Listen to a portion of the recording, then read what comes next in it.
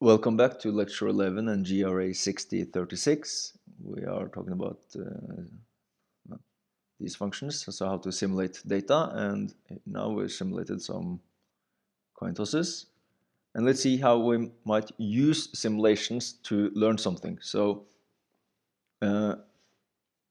we all have this intuition that when you take the mean of something, the mean will be somehow better when we increase the sample size. So we think that, well, if you take the mean of something, it will be closer to the true mean if the sample size is bigger. So let's see that our intuition is correct by doing simulations. So what we'll do here is that we'll simulate a number of coin tosses with a fair coin, so that's the 1/2. And we'll do that by changing the sample size. So we want the sample size to start, first we want it to be 1, then we want it to be 2, and we'll do that all the way up to what we'll call n max, which we might set to 1000.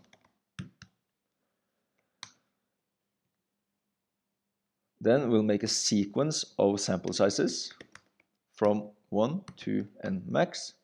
So now if we run these two things and we have a look at the n sequence, we see that we get the numbers from 1 to 1000. So these will be our increasing sample sizes, and for each of them we are going to do an experiment where this thing changes. So it's first 1, then 2, then 3, then 4, all the way up to 1000. And to do that, we'll use a for loop. So we say for n in. Now you can just say n sequence. So now n will take the number 1, 2, all the way up. We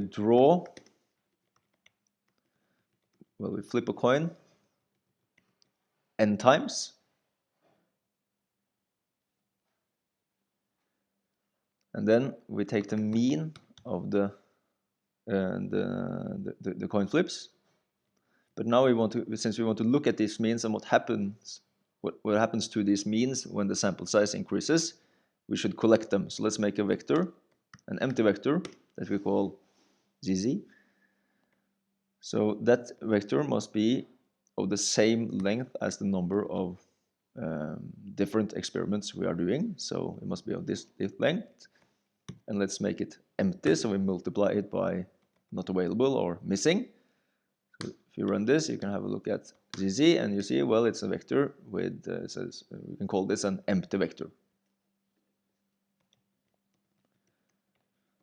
For each sample size, we take the mean and we insert the mean into this vector. So now we can run this for loop. And now ZZ will be filled up with the means. So this is the mean when we did, flip the coin 1 time. This was the mean, so which means that we didn't get any heads. Neither did we get any heads on the second. We got 1 head on the third. Well, you see, and so here are all the means for increasing sample sizes. So now we can plot these means as a function of the sample size. So we then get this plot. And here we can see that out here, the spread is pretty large for the mean, and then it gets smaller and smaller, so it converges towards the true mean, or the true probability of getting heads, which is 1/2. So we could add that to the plot, a line at 0, or no, at 1/2, so a horizontal line at 1/2, color red, line with 2. So this is, so here we indicate the true probability of getting heads, and we see that, well, the mean gets closer and closer to this value when the sample size increases, and the spread also decreases around this mean. So maybe this is easier to see if we disregard these large values, so we'll adjust the y-axis. So let's take it from 0.2 till 0.7.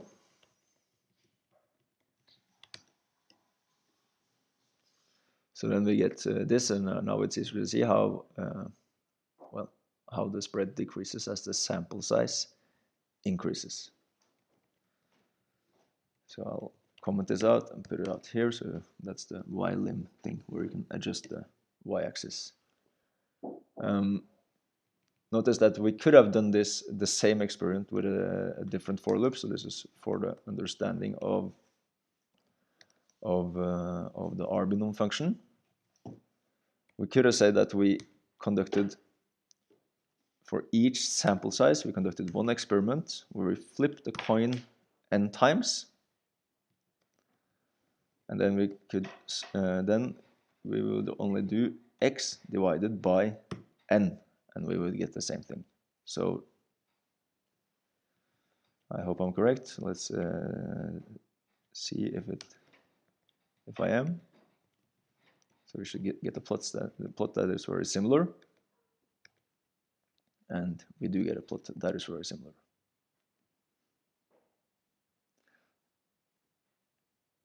So let's see.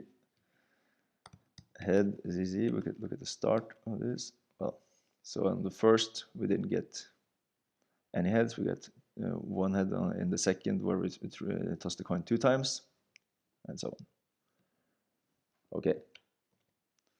So finally, let's talk about the sample function. So the sample function is a bit different. You can think of it as, you know, the first argument should be a vector, and the vector contains the things that we are sampling from. So this is, you know, here are the things that are in the hat that you are drawing from. So let's say that you have a hat that contains number 1, 2, and 3. Then you say, okay, how many draws do I want to make from this hat? So I want to draw from this hat 2 times. And then you indicate the probability that on the first draw you draw either 1, 2, or 3. So let's say they have the same probability of being drawn. That's 103, 103, 103.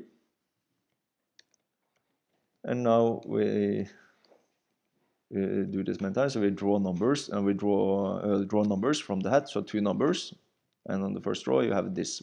Each number has this probability of being drawn. And if you set this to 3, things are not that interesting, because then you get 2, 3, 1, 3, 1, 2. I mean, you'll always draw. If you draw from a hat and do not put the numbers back into the hat, you'll always draw all the numbers or all the tickets. So, and then obviously if you set this to 4, so a size that is bigger than the number of elements in the hat, you'll get an error message, because you can't draw 4 times from a hat that contains 3 things. What we can do to fix this, what we can do to fix this is to indicate that we want to draw and then note down what we got, and then put it back into the hat. So that's we now draw or sample with replacement. So now we can. Now it's possible to get 2, 2, which it wasn't up here. And you could also draw 20 times from this hat, and you get a sequence of 1, 2, and 3s. So this is what you would do if you are to simulate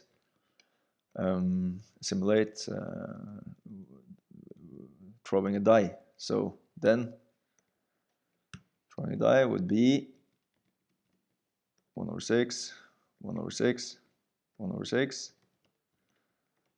1, 2, 3. So here we have 1, 2, 3, 4, 5, 6. And now we are to throw a die 20 times. And this is what we got. So we threw a 2, a 2, a 1, a 6. and so on. And of course, this you could have written.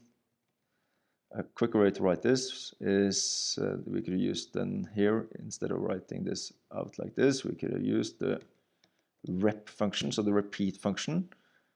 And the repeat function says, okay, I want to repeat the number 1/6 6 times. I think it's like this. Let's see. Yes. So this will give you the same thing. It's nicer code. Okay, so in the next video, I'll talk a bit about the pre-written script here, and that I've also written about in the note, the lecture notes that you should read. And you should also work through this script, where I do a lot of simulations. So that was the reason for going through some things with simulations first.